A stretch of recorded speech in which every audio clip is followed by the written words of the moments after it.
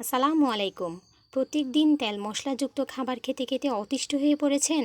বাচ্চাদের জন্য খুবই সুস্বাদু পুষ্টিকর তেল ছাড়া নাস্তা করছেন? আর চিন্তা নেই, আজ আমি নিয়ে এসেছি খুবই মজাদার এক তেল ছাড়া নাস্তার রেসিপি।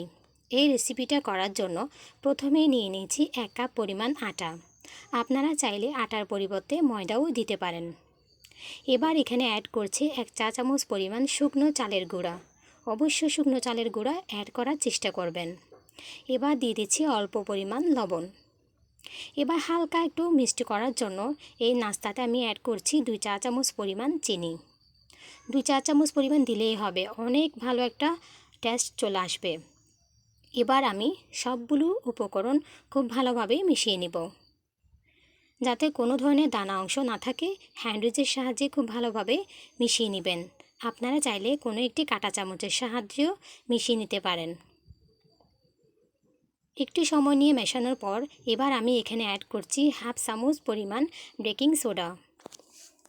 এখানে বেকিং পাউডার ইউজ করিনি, বেকিং সোডাটাই আমি ইউজ করছি। এতে এই নাস্তাটা ভালোভাবেই ফুলে যাবে। আবার একটু ভালোভাবে মিশিয়ে নিচ্ছি।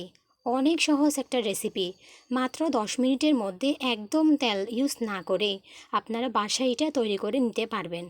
বাচ্চাদের টিফিনে কিংবা বিকেলে চায়ের আড্ডায় এটা খুব ভালোভাবে খাওয়া যায়।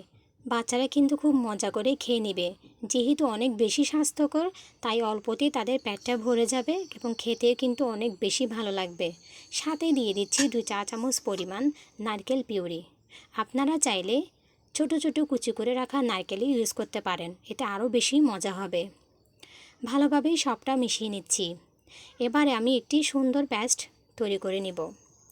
আমি এখানে অল্প অল্প দুধ কুসুম গরম করেই দিয়ে দিচ্ছি।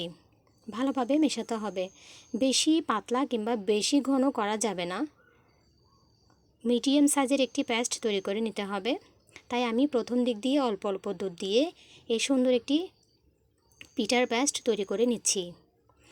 খুব ভালোভাবে এই পেস্টটি মেশাতে হবে, যাতে খুব সুন্দরভাবে পিঠাগুলো ফুলে যায় এবং খেতে কিন্তু খুব বেশি মজা হয়। আমি কোনো ধরনের পানি ইউজ করি নাই, শুধুমাত্র লিকুইড দুধ দিয়ে এই পিঠাটা তৈরি করে নিব। রেস্টে রেখে দিচ্ছি 5 মিনিটের মতো। 5 মিনিট পর ফিরে আসছি। খুব সুন্দরভাবে পেস্টটা ভালোভাবে মিশে সেট হয়ে গেছে, একটু ফুলিয়েও গেছে, দেখেন খুব সুন্দরভাবে এই পেস্টটি রেডি। এবার আমি পিঠাগুলো তৈরি করে নিব।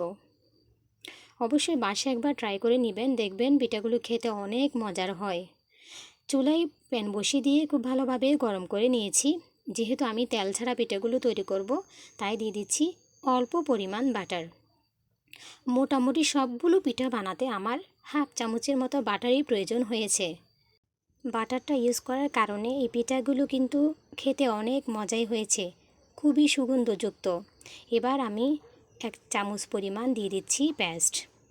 অবশ্যই একটি সমান সাইজের চামচ নেওয়ার চেষ্টা করবেন, এতে পিঠাগুলো একই সাইজের হবে। একদম চুলার হিট লোতে রেখে আমি পিঠাগুলো তৈরি করে নিব। অল্প কিছুক্ষণের মধ্যে দেখবেন পিঠাগুলোতে অনেকগুলো ছিদ্র হয়ে গেছে। 20 সেকেন্ডের মতো রাখলেই হয়ে যাবে। চটজলদি পিঠাগুলো সুন্দরভাবে তৈরি হয়ে যাবে। চুলার হিট কোনোভাবেই বাড়ানো যাবে না, এতে পিঠাগুলো পুড়ে যাবে। বেশ, তৈরি হয়ে গেলে আমার সুন্দর মজাদার পিঠা। এভাবেই করে আমি সবগুলো পিঠা তৈরি করে নিব। দেশ কিংবা দেশের বাইরে যারাই আমার এই রেসিপিটা দেখছেন, অবশ্যই একটি লাইক, কমেন্ট এবং সাবস্ক্রাইব করে দিবেন। যারা আগে থেকে আমার চ্যানেলে সাবস্ক্রাইব করে রেখেছেন, তাদেরকে জানাই অনেক বেশি ধন্যবাদ ও শুভেচ্ছা। সুন্দর সুন্দর কমেন্ট দিয়ে আমাকে অনেক বেশি আপনি ইন্সপায়ার করেছেন। অবশ্যই আপনারা আত্মীয় পরিজনদের মাঝে এটি শেয়ার করতে ভুলবেন না। পুরো ভিডিওটা অবশ্যই দেখবেন, স্কিপ করবেন না, এতে গুরুত্বপূর্ণ অংশ বাতিল হয়ে যেতে পারে। এতক্ষণ পর্যন্ত এই সুন্দর রেসিপিটা ধৈর্য ধরে দেখার জন্য অনেক বেশি কৃতজ্ঞতা। এই রেসিপিটা কেমন হয়েছে অবশ্যই সুন্দর একটি কমেন্টের মাধ্যমে জানিয়ে যাবেন। এরকম সুন্দর সুন্দর রেসিপি পাওয়ার জন্য অবশ্যই আমার সাথেই থাকবেন। অবশ্যই বেল আইকনটি অন করে রাখবেন, যাতে আমি পরবর্তী ভিডিও আপলোড করার পরপরই আপনার কাছে ফার্স্টলি নোটিফিকেশন চলে যায়। আপনারা অবশ্যই সবাই ভালো থাকবেন, সুস্থ থাকবেন, স্বাস্থ্যসম্মত খাবার খেয়ে ভালোই থাকবেন। পরিবার পরিজন নিয়ে সুস্থ থাকুন, ভালো থাকুন এই কামনায় শেষ করছি আজকের এই ভিডিও। দেখা হবে, কথা হবে অন্য নতুন একটি ভিডিওতে। ততক্ষণ পর্যন্ত ভালো থাকবেন। আল্লাহ হাফিজ।